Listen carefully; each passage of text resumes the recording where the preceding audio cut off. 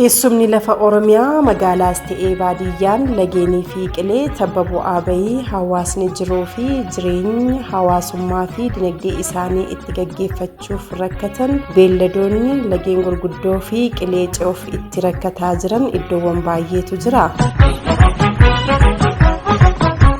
Hawaasa teessuma lafaa rakkisaa ta'e keessa jiraatanii fi bakkeewwan daandiin hin jirree fi fagoo ta'anii hawaasni sa'a nama lageenii fi qilee ce'uuf tabba yaabuuf itti rakkatutti rakkoo hawaasaa bu'uurarraa furuuf mootummaan muuxannoo biyya Neepaal fudhatee yeroo gabaabaa keessatti baasii xiqqaadhaan piroojeektii riqaaleerraa deemsa namoota beelladaa fi mootor saayikiliif oolu karoorsee hojjechaa jira. Mootummaan naannoo Oromiyaa qaqqabamummaa bu'uuraalee misoomaa mirkaneessuun rakkoo hawaasa baadiyyaa haala teessuma lafaa rakkisaa keessa jiran hiikuun hawaasni gannaa buna yaaddoo malee sochii akka taasisuuf bara 2016 xiyyeeffannoo addaa kennuun hojiitti jira. Lagni Waabee Malkaa Mudaa godina Arsii Lixaa aanaa Dodolaa Gandawoo Qaacilaa fi Eddoo jedhamu gidduutti argama. Lagni kun lubbuu namoota 50 olii fi beelladoota hedduu dhabamsiisuun beekama. Lagni kun laga Waabee Malkaa Mudaa jedhama. Naannoon kun hammaataa lagaatii ka horiillee nyaatu ka lubbuu namaallee balleessaa ture. Hanga ammaatti taga ormi kiyarraa waggaa 65 irra ture kanarratti lubbuu nama 50 fudhateera. Ka guyyaa tokko nama 2 fudhatee jira, ka guyyaa tokko nama 3 fudhateetu jira. Laga xiqqaa irraa utuu taane gudduma kanarraa kunkaan oduu qabu.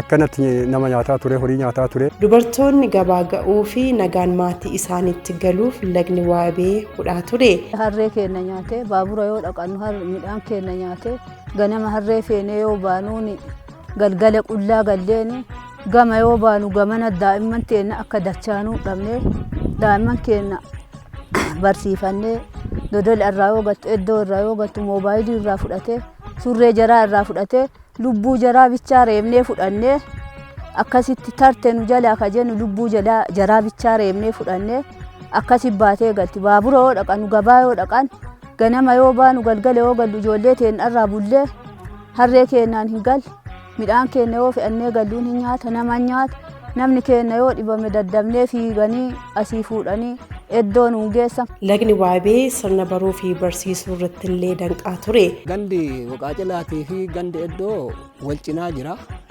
Jidduu kanatti lagni Waabee kun laga guddatu jira. Gandoonni kun hawaasummaa jiruuf jireenyaa keessatti hawaasummaa irratti adeemsa baruu barsiisuutii fi ijoolleen sila ganda Waqaacilaa irraa gara Eddoo irraa gara Waqaacilaa akkaatama mana barumsaatti dhiyaatanii sila kabarachuu qaban. Sababa laga kanaatiin ijoolleen Eddoo gara Waqaacilaa dhufanii hin baratan. Kana Waqaacilaa ammoo gara mana barumsaa Eddoo deemanii barachuu hin dandeenye. Yeroo dheeraaf rakkoon kun baay'ee hawaasa rakkisaa turee jira. Maaliif jennaani lagni kun yeroo dheeraaf akka hawaasni kun lamaan walitti dhufee ka gandoota lamaanii rakkoo barachuu irratti mana barumsaa Waqaacilaa dhuftee ijoolleen asii manni kun itti dhiyaatu jechuudha. Dhufanii barachuu hin dandeenye. Maaliif lagni kun yeroo dheeraadhaaf hin guutaa bonallee waan guutuuf ijoolleen dhufanii daa'imman barachuu hin dandeenye. Amma ammoo ka Eddoollee achi dhufanii silaa ijoolleen wanni Waqaacilaa kun itti dhiyaatu silaa dhufanii ka baratan sababa rakkoo guutamuu bishaan kanaatiin daa'imman yeroo hedduu hin baranna jedhanii yoo karaa kana miilaan deddeeman bishaan kana ba'uu waan hin dandeenyeef rakkoo guddaa ta'eetiin baay'ee nu rakkisaa tureera. Daa'imman sodaa laga Waabee irraa qabaachaa turan kaasu. Asiin dura yeroo riqichi kun hin jirre baay'ee rakkoo guddaatti onnadhaa tureen gizee asiin achi yaa'uu hin dandeenyu bishaan ganna ni guutaa yeroo buna sanuu takka taanee baanaa gannas yeroo nu achi baanee fa'aa nutti dhufuu danda'a. Gizee nu achi yeroo inni dhufee nuti achi as deemnutti nu baasuu hin danda'u. Lagni Waabee gannaa bona sochii hawaasni nagdee hawaasni naannichaa irratti miidhaa guddaa taasisaa ture. Lagni kun akkuma argitan bunaa ganna laga baay'ee guddaa laga waa hundaan rakkoo hawaasummaa keenya irraan gahaa ture. Laga lubbuu namaa nyaataa ture, qabeenya namaa mancaasaa ture. Garbiraatiin immoo hawaasa keenya kiiloomeetira 80 ol deddeebisaa ture laga baay'ee hammaataadha. Laga kanarratti gama hawaasummaatiin hawaasni keenya baay'ee rakkataa ture. Hawaasummaa kaasnu fayyaa jalatti hanga laga kanatti layni kun qixxee kana jirutti kiiloomeetira kana hunda deddeebi'anii hawwata keenya mana yaalatiin dhaqqabsiifachuu hin dandeenye. Hawwanni keenya du'iitiidhaaf saaxilamanii turu. Kan ariitiidhaan mana yaalaa argatanii silaa da'uu danda'an carraa kanan arganne jechuudha. Gara biraatiin dhimma baruuf barsiisuutiin wal qabatee akkuma argitan kana wannoon isaa layni kun gamaagamni isaa walitti dhihoo jira. Aanaa gada basaasaa ganda waqee calaatii fi gandi aanaa dodolaa gandi eddoo walitti dhiyeenya guddaa qabu. Isa kana akka barbaadanitti walitti ce'uu hin dandeenye jechuudha. Kanaaf akkuma sila barsiisan kaasee barattoonni tokko haga 8 baratan mana barnoota kanatti qulqullina barnootaa dhiyoo kanatti warri daangaa laga kanaa jiran as bahanii barachuu hin dandeenye jechuudha. Garbiraatiin kan as jiran gama ce'anii baratuu hin dandeenye kiiloomeetira dheeraa kana deddeebi'u jechuudha. Gaaf kiiloomeetira dheeraa kana deddeebi'an waa baay'eedhaaf saaxilamu. Tokkoffaa diinagdee isaaniitti irratti dhiibbaa qabu. Lammaffaa harcaatii barattootaa irratti karaa kana jalqaba yoo jalqabaniyyuu karaa kana kutanii haga xumuraatti keessaa bahuu waan hin dandeenyeef manneen barnootatti irratti harcaatiitu uumamaa jechuudha. Qixxee kana yoo deeman immoo qixxee kana dhufan akka carraa ta'ee bishaan ijoolleen wannoo hin jenne itti bu'anii deemuu danda'u, nu ceesisa jedhanii yaaduu danda'u. Karaa kanaaf du'iitiidhaaf illee saaxilamaa turanii jechuudha. Ijoollee baay'eetu laga kanatti dhume. Akkuma manarraa ka'amaa ture akka waliigalaatti waan isaa yoo kaasnu du'iitiidhaan wal qabatee odeeffannoo qabnuun illee nama 50 fi achii oltu sababa laga kanaatiin lubbuun isaanii bahee jechuudha. Kan obboleewwan 2 dhabe jira laga kanarratti, kan qabeenya guddaa dhabe jira, lubbuu nama sila akkasitti kaafne malee kan beelladaa, kan lakkoofsa isaatiin hin lakkaa'amne gama diinagdeetiin gaaf tilmaamtuu dhabnee irraa jechuudha. Hawaasni gamaa gamanaa walirraa bitee walitti gurguruuf lagni waabee gargar ittisaa ture. Gama diinagdeetiin hawaasni lamaan waliif gabaadha. Hawaasni lamaan waliif gabaadha. Wanni as jiru gama hin jiru, wanni gama jiru as hin jiru, walitti gabaa waliif ta'uu osoo danda'an carraa kanan arganne jechuudha. Oomishni isaan asitti oomishan gabaa as jiru kanatti karaa salphaatiin gatii salphaatiin biraan gaachuu hin dandeenye. Kanaaf kun dhiibbaa guddaa qabaa jechuudha. Gaafa kiiloomeetira 40 gajjallaa naanna'an kana gatiin itti dabala. Kumtaala tokkochi akkuma sila kaafamaa ture birrii 200 achii oliin illee yeroon ittiin gabaa ittiin dhaqqabsiifatan jira jechuudha. Waggoota 3 keessatti Oromiyaa keessatti piroojektota 65 hojjechuuf karoorfamee bara kana riqichoonni rarra'aa 28 xumuramanii tajaajilaaf banaa ta'aniiru. Dhaabbata Helvetas keessatti piroojeektii Transformed Rural Access for Livelihood kan jedhu kan gaggeessaa jirru bara 2022 kaasee akka lakkoofsa warra Awurooppaatti haga 2025tti piroojeektii waggaa 3 turudha. Piroojeektii kana keessatti dhaabbati kun immoo dhaabbata kanaaf piroojeektii haaraa miti. Kanaan dura waggaa 15 waggaa 20 dura hojii akka kanaa biyya keessatti gaggeessaa ture. Kanaan dura gara kaabaa kana naannoo Amaaraa naannoo Tigraayitti hojjetamaa ture. Oromiyaa keessa garuu xiqqoo ture. Bara piroojeektii kanaan bal'isnee hojjechuudhaaf gara Oromiyaa kana finnee jira. Gara Oromiyaa kana gaafa dhufu waggaa 3 kana keessatti piroojeektii akkasii 65 lagoota Oromiyaa keessa jiran irratti hojjechuudhaaf karoorfannee itti deemaa turre. Amma bara kana immoo isaan keessa waggaa 2 darbe kana keessatti gara piroojeektii 28 hojiirra oolchaa jira. 28 immoo bara ittaanu kanatti xumuruudhaaf itti deemaa jira.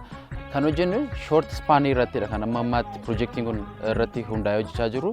Haga meetira 120 kan jiran lageewwan Oromiyaa keessa jiran uummatoota miidhaa jiran kanarratti xiyyeeffannee hojjechaa jirra. Bara kana garuu walta'iinsa biiroo daandii fi loojistiikii Oromiyaa fi dhaabbata Helvetes Itoophiyaatiin bajata qarshii miiliyoona 7.3 oliin riqichi rarra'aa meetira 108 dheeratu laga waabee irratti ijaaramee hawaasaa fi furmaatni argame. Piroojeektichis yeroo fi qulqullina isaa eegee xumurameera. Piroojeektii irratti waa 3 hogganta. Qulqullina hogganta, ariitii hogganta, koostii hogganta. Kun hunduuyyuu walirratti dhiibbaa qaba. Yeroo jedhame keessatti piroojeektiin hin xumuramne taanan dhiibbaan inni qaama fudhate sanarratti qabu guddaa.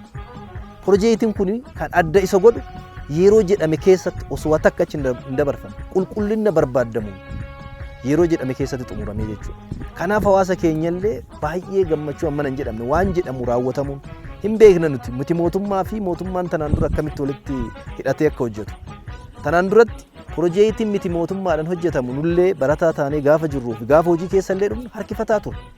Garuu baroottan dhiyootii asitti yeroo jedhame keessatti piroojeektii idilee qabnuutiin olatti piroojeektiin miti mootummaadhaan walitti jooyin ta'anii hojjetan kun hawaasa keenyaaf rakkoo guddaa furaa jira. Piroojeektii kana qofaa miti kan kana fakkaatan illee baay'eetu jiru jechuudha. Kanaaf baay'ee galatooma kanan jedhu rakkoo keenya yeroo jenneef waliin dubbanne keessatti hawaasa kanaaf furtanii jiru. Hunduu quuqamummaa hawaasaa kanaatiif akkasitti osoo hojjete rakkoon hawaasa keenyaa hin cabaa jechuudha. Kanaan dura hawaasni naannoo aanaa Gadabii ganda Waqaacilaa jedhamu gabaa iddoo dhaqachuudhaaf yoo deemu kiiloomeetira naannoo 40 deema. Inni kun immoo naannoo kanatti yoo ilaaltu xaarii baasii hedduu keessa kan darbe ta'uu isaati. Baasiidhaan yoo qabattu naannoo ganamarraa kaasee galgalaatti tajaajila inni ooluuf qabu saayimii isaa kan fixe ta'uu isaati. Haa ta'u malee isa kana immoo hir'isuudhaaf immoo riqichi kun karaa dhaabbata Elbatasii fi biiroo daandii fi loojistikii naannootiin qoratamee hawaasa keenya kana tajaajilaa kan jiru ta'uu isaati. Riqichi rarra'aan kun adeemsa kiiloomeetira 40 gara kiiloomeetira 1.5tti gabaabseera. Gaariitti feenee yoo deemne sa'aatii lama walakkaa jala deemna. Lama hin deemnaayyuu.